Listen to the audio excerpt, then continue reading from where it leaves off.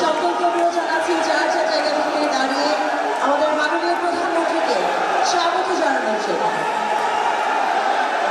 সম্মানিত অতিথি, আমাদের মাঝে এসে উপস্থিত হয়েছেন গণপ্রজাতন্ত্রী বাংলাদেশ সরকারের মাননীয় প্রধানমন্ত্রী জনাব তারেক রহমান।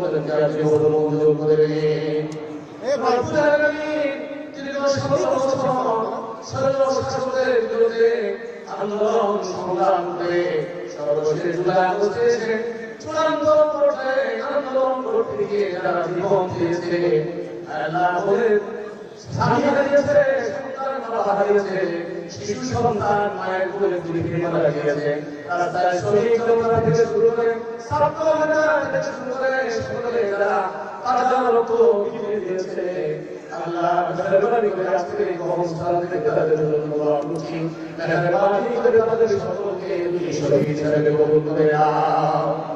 রব্বুল আলামিন এই সমস্ত সৌভাগ্য পরিমাণ করবে, রব্বুল আলামিন ধৈর্য ধারণ করার তুমি তৌফিক দান করে দাও।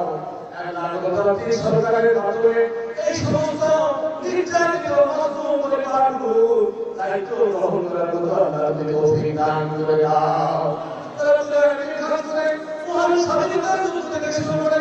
এই পর্যন্ত শহীদ হিসেবে কবুল করে দাও।